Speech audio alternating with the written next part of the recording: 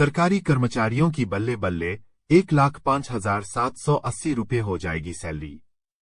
कर्मचारियों को जल्द ही सरकार की ओर से एक बड़ी खुशखबरी मिलने वाली है। कर्मचारियों की सैलरी में इजाफे का ऐलान कर सरकार जल्द ही इन कर्मचारियों का इंतजार खत्म करने का प्लान कर रही है। दरअसल कर्मचारियों की सैलरी पूरे 1,05,780 रुपये होने वाली है। आइए जान लें कि कब और कितना होगा सैलरी में इजाफा। हाल ही में सरकार की ओर से कर्मचारियों के लिए एक काम का अपडेट जारी किया गया है।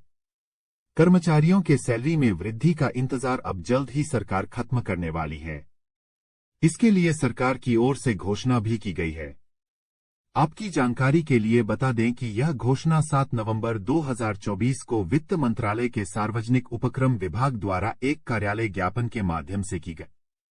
केंद्र सरकार ने 6वें और केंद्रीय वेतन आयोग के तहत वेतन प्राप्त कर रहे कर्मचारियों के महंगाई भत्ते में वृद्धि की घोषणा की है। इसके अलावा ये भी जान लें कि सरकार द्वारा की जाने वाली इस वृद्धि का लाभ उन कर्मचारियों को मिलेगा जो केंद्रीय स्वायत्त निकायों में कार्यरत हैं और जो 6वें या 5वीं केंद्रीय वेतन आयोग के अनुसार वेतन प्राप्त कर रहे हैं। कर्मचारियों को उनकी सैलरी में बढ़ोतरी की जानकारी के लिए बता दें कि 6वें केंद्रीय वेतन आयोग के अनुसार वेतन लेने वाले कर्मचारियों के लिए महंगाई भत्ते को मौजूदा 239% से बढ़ाकर 246% कर दिया गया है। इस बदलाव के तहत कर्मचारियों का डीए अब उनके बेसिक सैलरी का 246% होगा।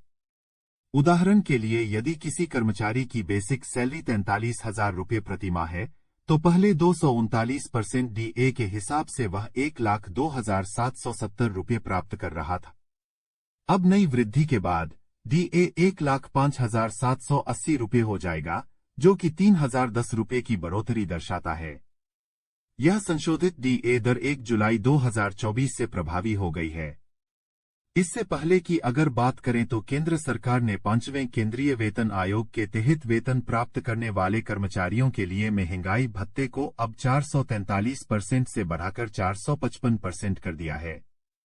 सरकार की ओर से की गई यह वृद्धि भी 1 जुलाई 2024 से लागू हुई है। ज्ञापन के अनुसार इस संशोधन के तहत कर्मचारियों के बेसिक सैलरी का 455% महंगाई भत्ते के रूप में दिया जाएगा। क्या है महंगाई भत्ता?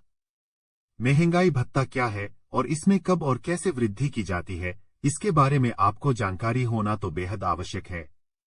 ऐसे में हम आपको महंगाई भत्ता सरकारी कर्मचारियों और पेंशनरों के वेतन का एक महत्वपूर्ण हिस्सा होता है जो महंगाई के प्रभाव को कम करने के लिए दिया जाता है। सरकार महंगाई भत्ते को साल में 2 बार जनवरी और जुलाई में संशोधित करती है। इसमें अब यह ध्यान रखना महत्वपूर्ण है कि डीए की दर कर्मचारी के कार्यस्थान के आधार पर बदल सकती है, जैसे कि शहरी, अर्धशहरी या ग्रामीण क्षेत्रों में काम करने वाले कर्मचारियों के लिए यह अलग अलग हो सकता है। इसके अलावा हाल ही में 7वीं केंद्रीय वेतन आयोग के तहत काम करने वाले कर्मचारियों और पेंशनरों के लिए भी महंगाई भत्ते और महंगाई राहत में वृद्धि की गई थी, जिसे 50% से बढ़ाकर 53% किया गया है। साथ ही केंद्रीय कर्मचारियों के लिए बड़ी अपडेट, 50% पेंशन देने का है प्लान, नई पेंशन होगी बंद। नरेंद्र मोदी सरकार के नए कार्यकाल में केंद्रीय कर्मचारियों को एक बड़ा तोहफा मिल सकता है। सरकार राष्ट्रीय पेंशन प्रणाली एनपीएस के तहत केंद्र सरकार के कर्मचारियों के पेंशन लाभ में बड़ी वृद्धि करने की योजना बना रही है। इस नई योजना के तहत कर्मचारियों को उनकी अंतिम बेसिक सैलरी का 50% मासिक पेंशन के रूप में मिलने की गारंटी दी जाएगी। मोदी सरकार के दूसरे कार्यकाल के दौरान मार्च 2023 में वित्त सचिव टीवी सोमनाथन की अध्यक्षता में एक पैनल का गठन किया गया था। इस पैनल का उद्देश्य बिना पुरानी पेंशन प्रणाली पर लौटे सरकारी कर्मचारियों के लिए एनपीएस के तहत पेंशन लाभ बढ़ाने के तरीकों को सुझाना था। यह फैसला तब लिया गया जब कई राज्यों ने एनपीएस को छोड़कर ओपीएस पर वापस लौटना शुरू कर दिया था। फाइनेंशियल एक्सप्रेस की रिपोर्ट के मुताबिक पैनल ने मई महीने में अपनी रिपोर्ट सरकार को सौंप दी।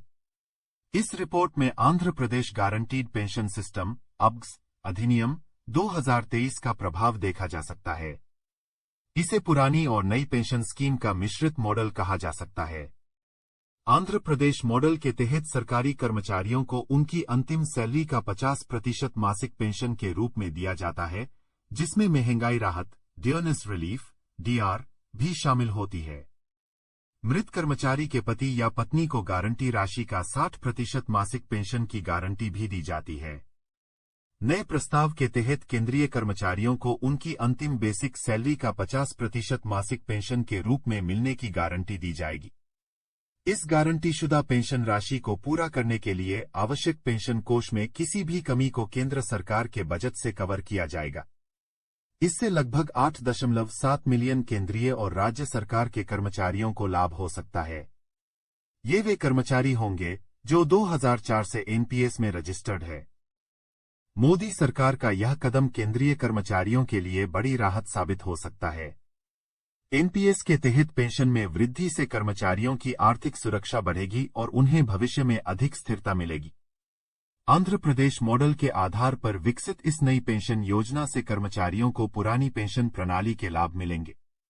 यह योजना न केवल कर्मचारियों के जीवन स्तर को सुधारने में मदद करेगी बल्कि उनके परिवारों की आर्थिक स्थिरता को भी सुनिश्चित करेगी। साथ ही पीएफ सदस्यों के लिए बड़ी अपडेट मिलने वाली है। खुशखबरी, जाने कब आएगा अकाउंट में ब्याज का पैसा। वित्तीय वर्ष 2023 से 24 के लिए कर्मचारी भविष्य निधि संगठन ईपीएफओ ने प्रोविडेंट फंड पीएफ जमाओं पर ब्याज दरों में वृद्धि का ऐलान किया है। पिछले वर्ष 8.15% की दर से मुकाबले में इस वर्ष के लिए यह दर बढ़ाकर 8.25% कर दी गई है। यह बढ़ोतरी न केवल नौकरीपेशा व्यक्तियों के लिए सुखद समाचार है, बल्कि यह उनके भविष्य निधि खाते में जमा धनराशि पर अधिक लाभ अर्जित करने का अवसर भी प्रदान करता है। ईपीएफओ ने इस ब्याज दर में वृद्धि का ऐलान तो कर दिया है, लेकिन अभी तक इस ब्याज का वितरण नहीं किया गया है। नतीजतन कई सदस्य यह जानने के इच्छुक हैं कि यह ब्याज उनके खातों में कब तक पहुंचेगा। हालांकि ईपीएफओ ने सोशल मीडिया पर आश्वासन दिया है कि ब्याज जमा करने की प्रक्रिया जारी है और शीघ्र ही इसे खातों में जमा कर दिया जाएगा। ईपीएफ योजना, जिसे अक्सर पीएफ के नाम से भी जाना जाता है, वेतनभोगियों के लिए एक अनिवार्य सेविंग और पेंशन योजना है। इस योजना के तहत कर्मचारी और नियोक्ता दोनों को अपनी मासिक आय का 12% ईपीएफ खाते में जमा कराना होता है।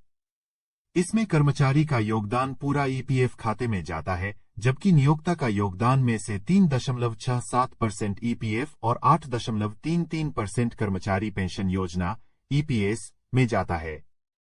ईपीएफओ ने अपने सदस्यों को ऑनलाइन और ऑफलाइन दोनों तरह से राशि निकालने या ट्रांसफर करने की सुविधा भी प्रदान की है, जिससे सदस्यों को उनके निवेश से संबंधित लेनदेन में सुविधा होती है।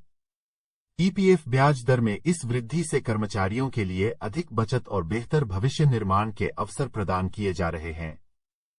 यह वृद्धि न केवल उनके वित्तीय स्थिरता में मदद करेगी बल्कि उन्हें अधिक सुरक्षित और संतोषजनक रिटायरमेंट की ओर भी अग्रसर करेगी।